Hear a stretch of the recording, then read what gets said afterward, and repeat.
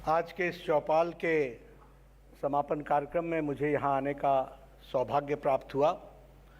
सबसे पहले तो मैं संपादक मंडल जिन्होंने मुझे ये मौका दिया कि मैं आप सबके साथ इस शाम में कुछ चर्चा करूं, इसका जो मुझे सौभाग्य और मौका दिया उसके लिए मैं संपादकीय मंडल का धन्यवादी हूं। और मैं कोशिश करूंगा कि आप सबके साथ जो हमारी पार्टी जिस विचार को लेकर के चली है और राजनीतिक परिवेश में जो आज हमारी पार्टी जिस विचार प्रक्रिया को आगे बढ़ा रही है, उसमें कुछ बातों को मैं आपके साथ आत्मसात करूं। वैसे मुझे जानकारी मिली कि चौपाल में आपने स्पोर्ट्स, पॉलिटिक्स, सिनेमा, संस्कृति, कलाकार सबके साथ चर्चा की और देश की परिस्थितियों के बारे में भी और इन विषयों के बारे में आपने बहुत अच्छी डिस्कशन की। और प्रजातंत्र की सबसे बड़ी खूबसूरती और ताकत भी यही है कि we discuss, we deliberate and we sometimes agree to disagree. दोनों का समावेश होता रहे तो प्रजातंत्र मजबूती के साथ आगे बढ़ता है। और चौपाल एक इसी का प्रयास है, इसलिए मैं टीवी नेटवर्क को, नेटवर्क 18 को मैं बधाई देता हूं और हमारी शुभकामनाएं हैं। हम सब लोग जानते हैं कि प्रजातंत्र को मजबूत करने के लिए लेजिस्लेटिव, एग्जीक्यूटिव, जुडिशरी, मीडिया, ये चारों स्तंभ और इनका एक बैलेंस ये बड़ा आवश्यक होता है। और सभी एक दूसरे को अपने अपने रास्ते पर चलते हुए भी पूरक होते हैं। Where legislative legislates, executive executes, there is a role for judiciary also to see that within the constitutional framework the legislation takes place or not. और उसके साथ साथ मीडिया उन विषयों को उजागर करती है जो छुपते हुए दिखते हैं, लुप्त होते हुए दिखते हैं और आपको लगता है कि उनको सामने लाना चाहिए। इसलिए रास्ते अपने हैं लेकिन गोल और मंजिल एक ही है। गोल और मंजिल क्या है? वो गोल और मंजिल है कि हम प्रजातंत्र को मजबूत करते हुए देश को आगे बढ़ाएं। और उसका आपने बहुत अच्छा समावेश राइजिंग इंडिया के नाम पर किया है। तो मैं उस राइजिंग इंडिया के गोल को हम सब लोग आगे बढ़ा रहे हैं अपने अपने तरीके से, ये बहुत ही अच्छी बात है। प्रजातंत्र और पॉलिटिक्स की दृष्टि से हम देखें तो सभी या लंबे समय तक सरकारों में रहे लोग, सभी ने गरीब, किसान, दलित, पिछड़ा, इनकी बातचीत की और इनके बारे में चर्चाएं की। लेकिन अगर हम आंकड़ों को देखें और आंकड़ों के साथ साथ परफॉर्मेंस को देखें तो हमारे ध्यान में आता है कि गरीब मुसीबत में रहा, पिछड़ा आगे नहीं बढ़ पाया और जो सरकारें रही पीछे केंद्र सरकार में लंबे समय तक, उसमें किसान की दृष्टि से भी जो उसके लिए सहयोग करने की आवश्यकता थी वह नहीं रहा। और साथ ही साथ अगर हम देखें तो स्कीम्स में एक बहुत बड़ा पीपल एंड गवर्नमेंट, इसके बीच में बिचौलियों का बहुत बड़ा रोल रहा और बिचौलियों का बोलबाला भी रहा। और बिचौलियों के बोलबाले से स्कीम्स का जो नेट लास्ट माइल डिलीवरी थी दैट वाज ऑलवेज क्वेश्चनेबल। ये हमने देखने को हम सबको मिला। और एक समय प्रधानमंत्री लेट स्वर्गीय राजीव गांधी ने ही कह दिया कि 1 रुपये भेजते हैं तो 15 पैसा पहुंचता है, 85 तो रह जाता है रास्ते में। और मैं ये भी कह सकता हूं कि एक डिकेड ऐसा आया which was a decade of scandals. 2004 से 2014 तक अगर हम देखें तो भ्रष्टाचार और भ्रष्टाचार के साथ कुल मिलाकर के घोटाले, स्कैंडल्स और 12 लाख करोड़ रुपए, अब वो आंकड़े अलग अलग हो सकते हैं लेकिन कोई 10 कहता है, कोई 12 कहता है, लेकिन 12 लाख करोड़ रुपए की बात एक आती है। तो इस तरीके की परिस्थिति हम सब लोगों को देखने को मिली। अब जहाँ तक भारतीय जनता पार्टी का सवाल है और नरेंद्र मोदी जी की नेतृत्व में आने के बाद देश की स्थिति को अगर हम ध्यान में लेकर के चले तो बहुत सी चर्चाएं होती है, लेकिन मैं हमेशा कहता हूं कि प्रधानमंत्री मोदी जी के आने के बाद राजनीति की संस्कृति, उस राजनीतिक संस्कृति को परिवर्तित किया नरेंद्र मोदी जी ने। इस बात को हमको समझना चाहिए। He changed the political culture of the country.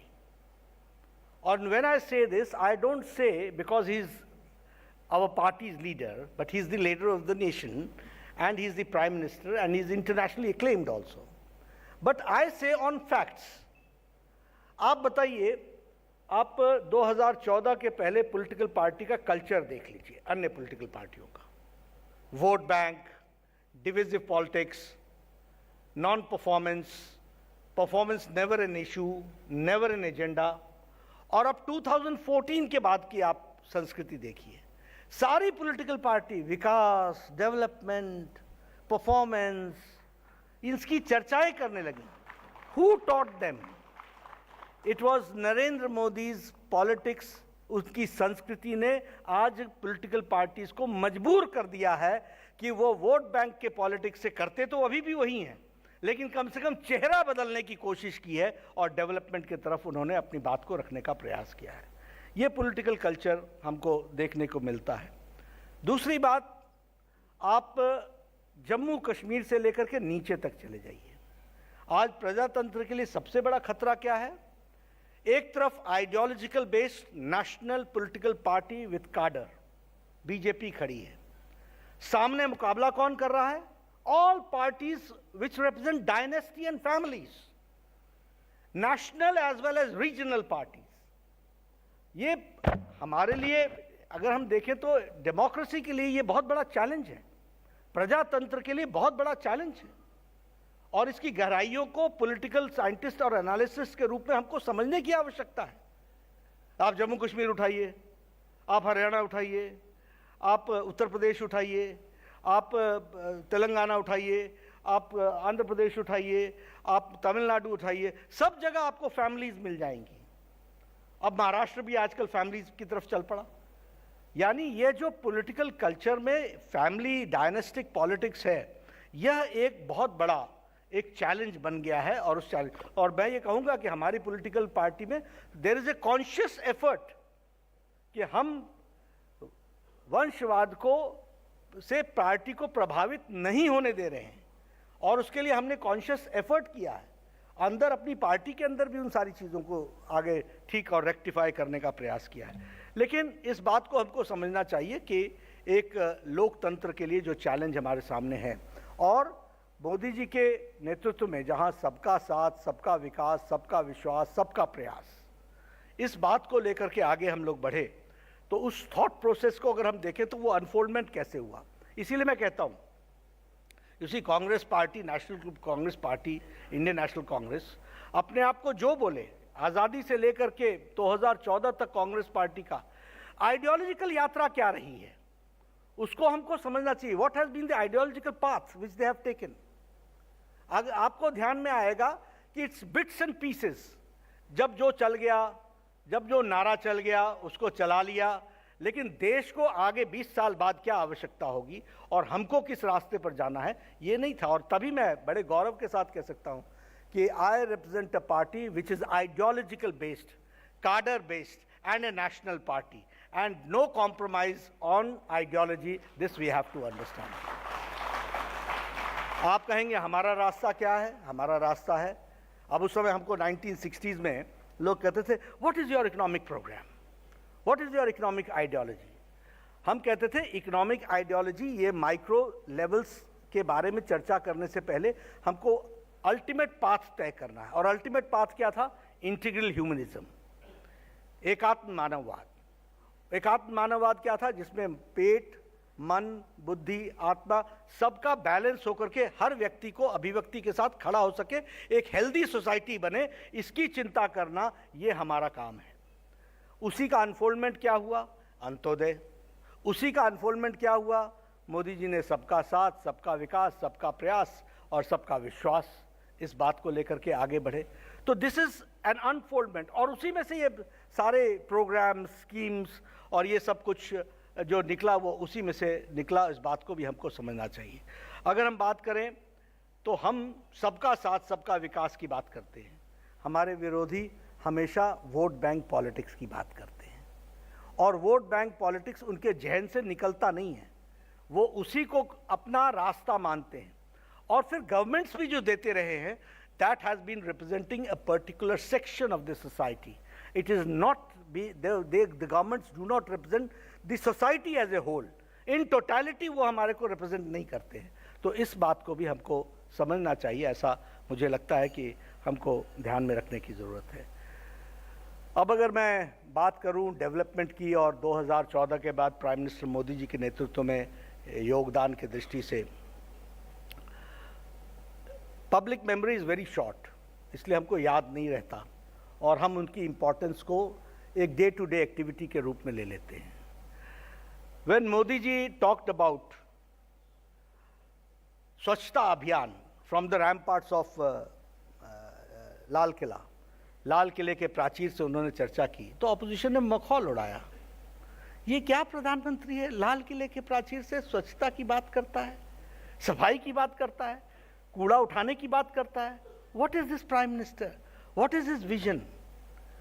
Do we know that because of this Swachhta Abhiyan, understand first of all the dimension of the problem, the scale of the problem, कि इस देश में 11 crore toilets बनाने की आवश्यकता पड़ी। इसका मतलब 11 crore families were without toilets.